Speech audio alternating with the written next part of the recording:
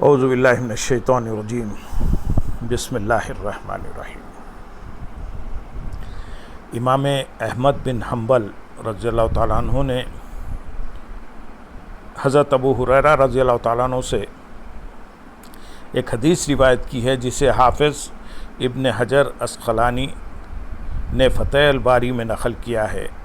اس میں یوم عاشورہ منانے کا یہ پہلو بھی بیان ہوا ہے کہ عاشورہ حضرت نوح علیہ السلام اور آپ کے ساتھیوں پر اللہ تعالیٰ کے فضل و انعام کا دن ہے۔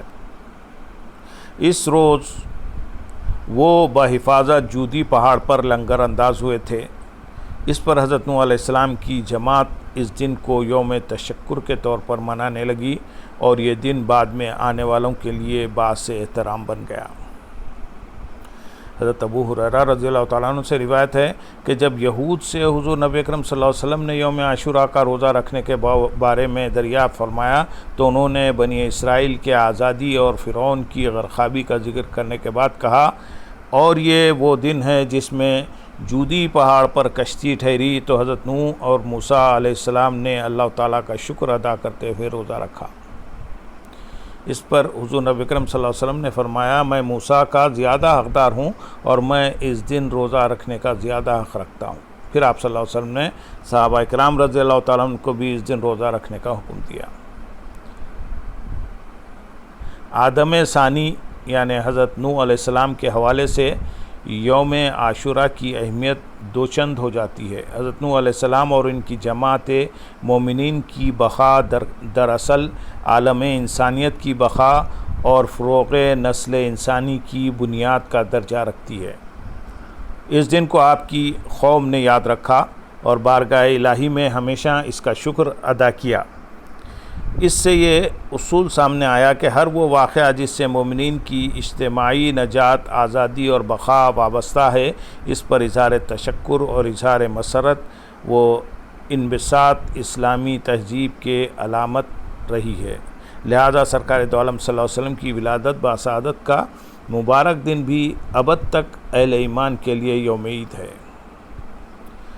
دور جاہلیت میں قریش مکہ یوم عاشورہ کا روزہ رکھتے اور اس دن کو عید کے طور پر مناتے تھے۔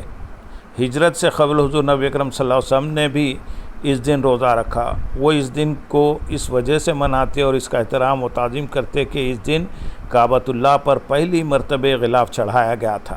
یہی وہ خاص پس منظر تھا جس کی وجہ سے ہجرت کے بعد آقا علیہ السلام نے یہودیوں سے عاشورے کے دن روزہ رکھنے کی وجہ دریافت فرمائی۔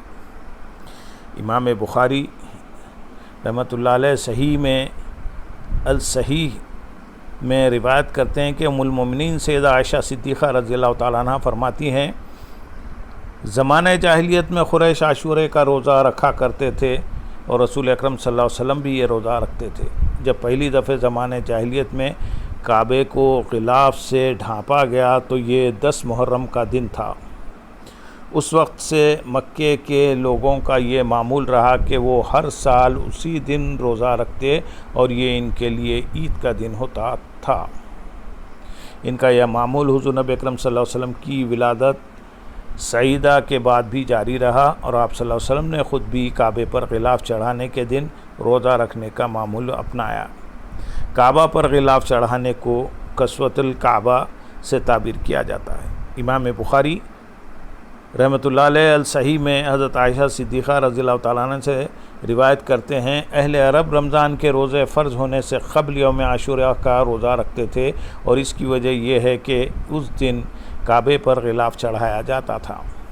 پھر جب اللہ تعالیٰ نے رمضان کے روزے فرض کر دیے تو رسول اکرم صلی اللہ علیہ وسلم نے فرمایا، تم میں سے جو اس دن روزہ رکھنا چاہے وہ روزہ رکھ لے اور جو ترک کرنا چاہے وہ ترک کر دے۔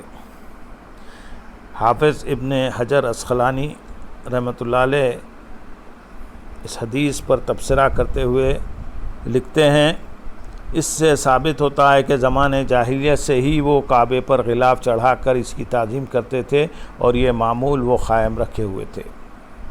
حافظ ابن حجر عسقلانی رحمۃ اللہ علیہ ایک اور مقام پر قریش کے اس دن روزہ رکھنے کی وجہ بیان کرتے ہوئے لکھتے ہیں، یوم عاشورہ کو قریش کا روزہ رکھنے کا سبب یہ تھا کہ شاید انہوں نے گزشتہ شریعت سے اس کو پایا ہو، اور اسی لیے وہ اس دن کی تعظیم کعبہ پر غلاف چڑھا کر کیا کرتے تھے۔ ہر سال کعبے پر غلاف چڑھانے کا دن منانے پر امام طبرانی رحمۃ اللہ علیہ المعجم الکبیر میں حضرت زید بن ثابت رضی اللہ تعالیٰ عنہ سے درج ذیل قول نقل کرتے ہیں، یوم عاشورہ سے مراد وہ دن نہیں جو عام طور پر لیا جاتا ہے، بلکہ یہ وہ دن ہے کہ جس میں کعبے کو غلاف چڑھانے کی رسم کا آغاز ہوا۔ اسی سبب ہر سال اس کی تجدید ہوتی ہے اور اس دن کو منانے کا اہتمام کیا جاتا ہے۔ کعبے پر غلاف چڑھانے کے دن کا احترام بعض لوگوں کے لیے باعث سے خلجان بنتا ہے۔ وہ کہتے ہیں کہ کعبے کو غلاف چڑھا دینے کے بعد معاملہ اپنے انجام کو پہنچا، لیکن ہر سال اس دن کی تعظیم اور خود حضور نبی اکرم صلی اللہ علیہ وسلم کا اس دن کا احترام کرنا چہ معنی دارد۔ اس طرح بعض لوگ کہتے ہیں کہ حضور نبی اکرم صلی اللہ علیہ وسلم کی ولادت 1400 سال قبل ہوئی، پھر آپ صلی اللہ علیہ وسلم کی بعثت ہوئی، آپ صلی اللہ علیہ وسلم نے بحیثیت رسول اللہ لوگوں کو قرآن و سنت کی تعلیم دی۔ یہ معاملہ بخیر انجام پایا۔ اب ہر سال آپ صلی اللہ علیہ وسلم کے یوم ولادت کے موقع پر محافل میلاد کے انعقاد اور جشن عید کی شرعی حیثیت کیا ہے؟ کیا اتنا کافی نہیں کہ آپ صلی اللہ علیہ وسلم کی سنت اور تعلیمات کی پیروی کی جائے؟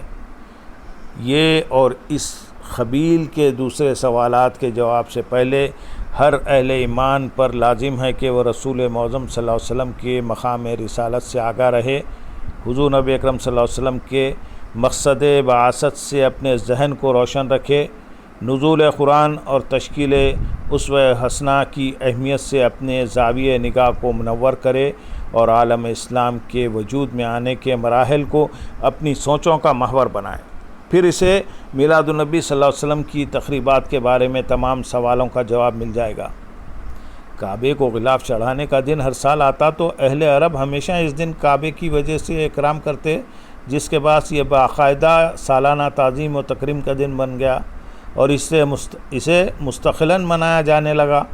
یہی وجہ ہے کہ ولادت مصطفیٰ صلی اللہ علیہ وسلم کو اگرچہ ایک عرصہ گزر گیا ہے، لیکن اس دن کے بار بار آنے سے اس کی تعظیم یا اس پر فرحت کا اظہار ایسے ہی ضروری ہے جیسے کہ ابو لہب نے خوشی کا اظہار کرتے ہوئے اپنی لونڈی صوبیہ کو آزاد کر دیا تھا، اور ہر پیر کو اس کے عذاب میں تخفیف ہوتی ہے۔ خود حضور صلی اللہ علیہ وسلم نے بھی اس عمل کو جاری رکھا۔ پس ولادت مصطفیٰ صلی اللہ علیہ وسلم کے ایک عرصے گزر جانے کے بعد بھی یوم ولادت کو منانا اور اس پر اظہار مسرت و فرحت کرنا نہ صرف درست ہے، بلکہ یہ عمل کسی دن کو منانے کی سنت مصطفیٰ صلی اللہ علیہ وسلم سے ثابت ہے۔ اللہم صلی علی سیدنا محمد و علی آلہ سیدنا محمد و بارک وسلم۔